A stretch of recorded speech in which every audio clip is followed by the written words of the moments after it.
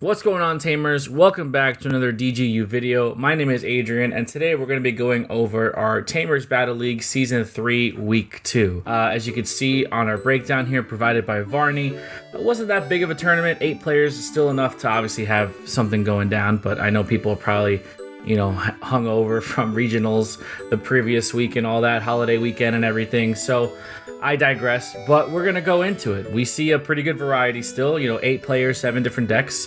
And we have our top 4, We have a Gallantmon in 4th place by Vinny, Magna Armors by Michael, 2nd place Mirage Gaogamon. I'm so tired of seeing Mirage Gaogamon top by Sean John, and Numemon takes 1st place. So we're going to go over the decks. Some of these are usual suspects for the top 2, but there's a couple things we might want to go over, especially with BT16 finally officially legal. I know we had some proxy events before that, but now we have the actual physical cards in our grasps. So let's take a look at the deck profiles and see if anything catches our eye. All right, so our 4th place finish was a Gallantmon deck. Oh, my voice just cracked horribly there. Anyway, I'm a big fan of Gallantmon. Sadly, it hasn't really been the greatest of decks. It might have had a couple of instances where it did shine. But I am glad people are still on the on the belief that Gallantmon is a good deck. I do enjoy playing it. I know it's getting some support in BT17, so that will be really nice. But as I'm looking at it here, there's a couple of different things that I'm seeing that I normally wouldn't. The EX2 Gallantmon is not one that I typically am married to. Like, it's a good card. There's a lot of good, just good on paper Gallantmons, but depending on what you want to do, like with your like destruction effects and all that, there's a couple of different choices. So it's interesting to see that we have an EX2 sighting here. It is a good card, obviously, but I think there are better Gallantmons that you can play over him.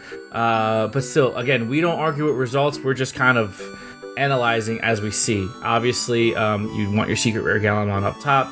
I'm not a big fan of the Gallantmon X antibody. I think it's, unfortunately, I think Gallantmon as an archetype itself has one of the worst X antibody lines, and I might get some heat in the comments for saying that, but I just don't think it's up to par with the other ones, like the Garurumon or the Greymon. Like, I feel like the Gallantmon X antibody stuff is just not as great, but it is still a pretty good card if you can, if you can get it to pop up, when you need it to.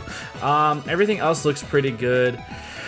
Rookie lineup, Rush Guilmon, Warp Guilmon, Searcher Guilmon. Yeah, this is all pretty good. This Black Growlmon is really good. I mean, I'm very thematically influenced when I build decks. So if I was playing a Gallantmon deck, I know this is a good card to play, which is probably my fault why I don't perform as well as I should. I just wouldn't play it because it's the Black Growlmon. Nothing against him, he's a really good card, but I feel like he's more catered towards like a milling strategy. If I'm just trying to play like Gallantmon Tribal, I'll just play like the other, I think it's from the starter deck Growlmon here, which has pretty good inheritable. Yeah, I mean, the Garurumon Ace is really interesting. Having an ace to go over your champion or just slam it down for 4. Garurumon has been seeing a lot of increase in play, especially against like Red Hybrid and stuff like that. But I think it does. When one of your Tamers is played, delete one of your opponent's Digimon with blocker. I mean, you could answer, if it doesn't have protection, you could answer Magna X with this. But how often is he not going to have protection? You know what I'm saying? So, like, it is a good card, though. And then the one that popped out at me the most was the new Valkyremon Ace. So this card is awesome. I really like the artwork behind it. I really like Ace Megas. I think that's like the sweet spot for it. It's going to be interesting to see how the level 7 Aces work in the game, but I think Ace Megas are really, really nice. Because it allows you kind of like to cheat your Mega stack out on your opponent's turn and then go from there. But let's take a look at Valkyremon Ace real quick here. So Digivolve for 3 over a Selfie-mon, otherwise you're Digivolving for 4. That's good. Hand counter, Blast Digivolve. On play, when Digivolving, all of your opponent's Digimon get minus 5,000 DP for the turn. That's really good. And then all turns once per turn when a card is removed from a security stack, delete one of your opponent's 8,000 DP or lower Digimon. If this effect didn't delete a Digimon, this Digimon gains security attack +1. So I think this is really interesting because if you look at the inheritables on some of your lower pieces, you do have the DP threshold gains. So which is why you're playing this Digimon egg, right? So you get 1,000 here. I believe you get 1,000 here. Is it this one that gives 1,000? Nope, it's this one. This one gives 1,000. Nope, it's not that one either. Where's there's a Growlmon that gives, I think maybe he's just not playing it. No, this is just the DP buffs. But anyway, you're gonna get it off your egg, right? So the DP threshold for DP based deletion effects is increased by 1,000. So Valkyrie is gonna come out and pop a 9k or less. So most ultimates are going to get popped by this. And then worst case scenario, if you don't pop anything, it gets security attack +1. I like the flavor of it. It fits really, really well into the Gallantmon archetype of being able to pop something on the field for board control, but if you don't, you still get something out of it. Most of the Gallantmons have destruction effects, and if they don't, they either get security attack +1 or, you know, they get to do something else or trash the top of a security. So that's really nice as well. I think it's a really good card to include if you're trying to go ahead and just have that, you know, that flexibility. There are a lot of times where you end on this War Growlmon. You just pass turn. If you're not activating one of its effects, you do end on this War Growlmon. So now this is making your Valkyriemon ace live. Crimson Mode, obviously great card. Crimson Blaze, best red removal card in the game. Trident Gaia, I have to remind myself what this does. Delete one of your opponent Digimon with highest DP. If a Digimon with 13,000 DP or more is deleted by this effect, trash the top. Okay, yeah, so that's really good. There's a lot of big bombs now, you know, 13k or higher. You know, you have Deathxmon, you have all of your ultra level Digimon, you have some X antibody Digimon that are going to be played. So, you know, if you can trigger this on a Magna X, I don't see it because I feel like Magna X's DP gain is like attached to his protection. So you're not really going to get too much Magna X shenanigans off of this. But I guess it's possible. I mean, and you also get to trash the security on top of that. It's a really good card. I mean, you need removal this format. This is going to be a very DP-oriented format, but also, like, board control, like, I think, in my opinion. Like, boards are just going to be set up really nice. And if you can't answer the board, you're gonna be in a lot of trouble. So, and then we have our memory boost, we have our trainings, we have our Takatos. Yeah, this is a solid list. Right off the bat, this is my pick of the week. Who cares about the other decks, right? I just want to play some Gallantmon. But yeah, shout out for top 4 for Gallantmon here.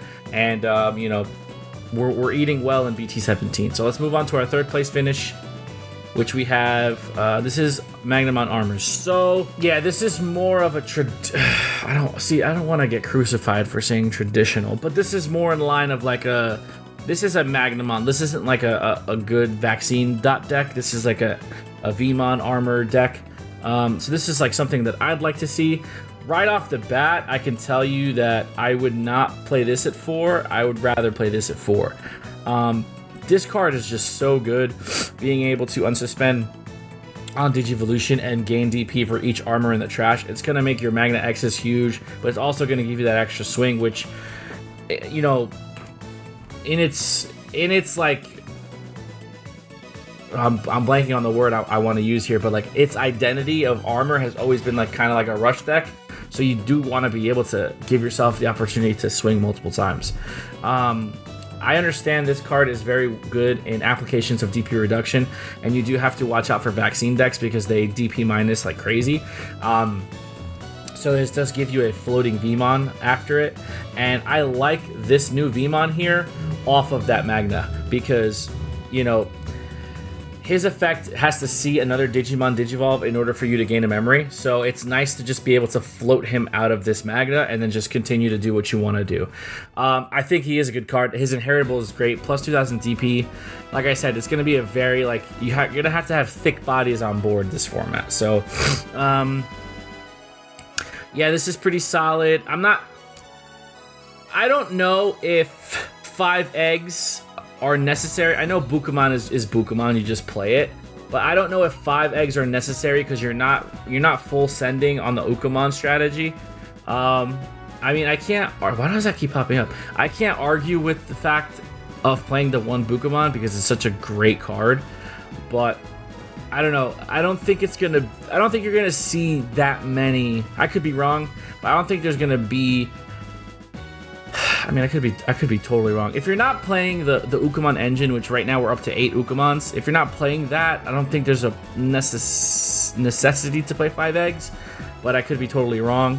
I would probably just knock, if you really want to play the Bukamon to have the jamming, I'd probably just go to 3 here and play the Bukamon to have 4 eggs, just to do it that way. Unless you really see yourself turboing through your eggs with the Bukamons, with the Ukamons rather. Again, I guess it's just player preference. Me personally, if I'm not playing Ukamons like in a good variety, I'm not playing 5 eggs. That's probably wrong though. Anyway, Magnamon X. So this guy, I mean, we all know what this guy does. This guy's really, really good. He's not invulnerable though. Like there are windows and triggers where he's susceptible to some deletion, and you could always run him over, or you could force a block on your turn so that security doesn't get checked. I mean, that's why Blinding Razor played though. So there are ways. I mean, it's going to take some time to figure him out, but it's not like we were talking about this in our chat. Magnamon X is not the problem. It's the options that he has access to is what the problem is, and we don't have too many of them in this list here. Obviously, we have the culprit that everyone's talking about now is Heaven's Judgment. Yes, I mean there is an argument for Heaven's Judgment to get the axe, but you know there are other really strong black options that you will probably see come out of the woodwork as the format just kind of figures itself out. But yeah, I mean this is a really solid deck. I do like the Blitz Omni for game. Solid card. I do like the Death X, you know, to control the board because that's what you want to do. Armors has always had a problem of answering boards, and it's going to continue because you don't really have a lot of room to play like removal and stuff like that because you have to kind of full send into the armors. So the boosts. I love these cards in vacuums. I don't think every deck needs them. I think bottom decking 3 pieces off of Blue Memory Boost is going to be more detrimental, and you have opportunities where you're going to whiff. So Blue Memory Boost is going to whiff on 2, 4, 5, 6, 7, 8, 9, 10, 11, 12, 13, 14, 15, 16, 17, 20 cards you're gonna whiff. So that's like that's like a third of your deck, maybe slightly less than a third of your deck, or slightly more than a third of your deck. That's like 40% of your deck you're gonna whiff on. So I mean, if you want to play those odds, great. Mental Training is kind of like the same thing, but the fact that you can grab Tamers with Mental Training increases your odds of grabbing something, which is nice. But I think you're gonna start to see these cards, especially in decks that aren't like monocolored or don't have high success rates of hitting, you're gonna probably see them dwindle down. Don't get me wrong, the delays on these cards are great. Digivolving into a Magnamon for free is awesome because you get the reduction here and you get the reduction here. That's great, don't get me wrong. But is that something that you want to run the risk of it being dead at a certain point? Like I said, the format will figure itself out in the next couple of weeks. These cards are still pretty new, but we're gonna go ahead and have to you know, figure that out. And then yeah, I mean, I think this is the best tamer for this deck. Just being able to mind link with your Magnamon X is crazy. I think she's going to start seeing a lot more play. One Up Davis is fine. Golden Knight is a great card because it protects your Magna X from DP reduction if you need it to survive or whatever, if he doesn't have protection. It's just a really good card, and it cheats into him for 3 memory, so that's really nice. Final Zubagon Punch, of course, you're going to be able to hit that 16k threshold with no problem with Magna X. So yeah, this is pretty solid. I guess the only change I would make is bump this down to 3 and up this to 4. Our second place finisher, we have Mirage Gaogamon. Here's the list. Not really much to go over. I mean, we know what Mirage does. I do like the new Gaogamon. I think it's a really good card. And I was talking with Gino about it. Like, now that you're playing Gaogamon, do you just take Betamon out? And I guess that question has been answered. Because you don't really need 2 jamming inheritables in the stack. This is what I like to see here. This guy's gonna see way more play now because of all the blockers and redirects that we have in BT16. Yeah, this is okay. I mean, I like 4 and 2. I think 8 searches is a lot, But again, I'm not going to argue with results. I mean, Mirage it is what it is. It's figured out. We know what it does. It's going to always be good at what it does. I'm tired of talking about this deck, but it is really good, and it did get a shiny new piece with the jamming inheritable. But this is also just a really good card. When Digivolving, both players draw one, so it's going to trigger all of your opponent, added a card to hand by effects. And you get to reduce the Digivolution by 1, or gain a memory if they have if you have 3 or more, if they have 8 or more cards in hand. So it's nice. But this is also a support for Grace Nova, so we can't forget that. Yeah, I mean, there's really not much to say about Mirage. It's pretty figured out. We all know what it does. Even though it is as good as it is, though, I don't think there are cards that need to get hit. I mean, this deck is what it is. It's very piece reliant. It's very combo reliant. You need to have your piece, I mean, it does promote building and raising and pushing out for the OTK. I get that, but you need decks like that to check other decks. So I mean, I don't see anything in this deck getting hit, nor do I think it needs to get hit. As good as it is, I don't think nothing needs to happen to this deck. Yeah, that's all I have to say about Mirage. And then our first place finish, which I think it's nuts that we can do this, but we have Numemon here in first place, and we have 8 Ukamons. Like, we live in a world where there are 8 Ukamons that you could play as your rookies, because your other rookies are just floodgates. So yeah, I mean, this is what Ukamon has allowed us to do. Now, the new one does Digivolve over any color egg for 1, so you do have to, be careful with that. But this card's really good. I don't know if he's better than the movie promo Ukamon. I guess it depends on what strategy you're playing.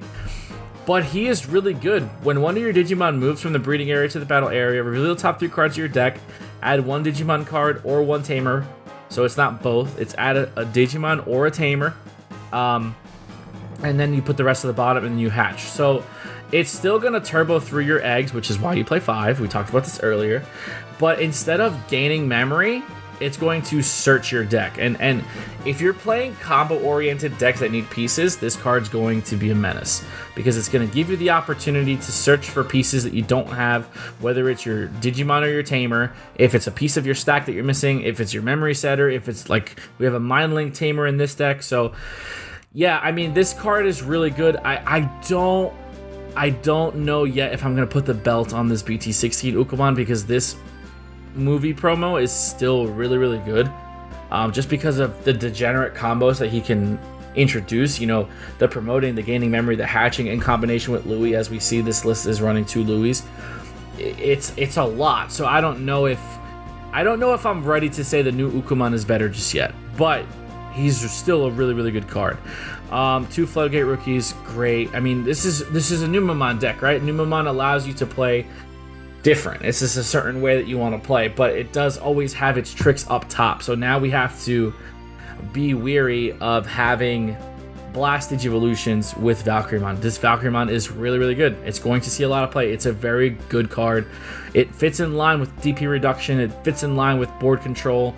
It's just a really good card. Ruin Mode has always been a really good top end too. If it's anything yellow, top end Ruin Mode. And then of course we all know how I feel about Protoform. Protoform is a great card. It's going to allow you to just do things without having to do things, if that makes any sense. But yeah, I mean, Numemon is... I don't like this deck personally, right? Like, me personally, this is not a deck that I would play. But I am in love with the fact that Numemon exists in the format and is as good as it is, because these are decks like this, you need them to have checks and balances, right? Like, you can't just have decks run away with formats. Like, you need decks that are going to kind of throw a monkey wrench into your opponent's plans and just kind of cause them to play weird. And I'm glad that Numemon does that in a very unique and very efficient way. So this deck is going to be around for a very, very long time, and it's just going to get, because of the fluidity of it and the way it's built and its strategy, it's always going to have support that you would have to look twice at. Ukamon is as generic a card as they get, right? But the fact that this deck can play all 8 of them and just not be still super consistent and still facilitate its main strategy is fantastic. So I really do like this deck. Again, it's not a deck that I would personally play. It's just not my style. I'm probably gonna get roasted in chat, in my group chat, yeah, because I don't like to play good decks. That's probably it. I don't like to play good decks. But I am glad that a deck like this exists. So I mean, that was our top 4 for this week.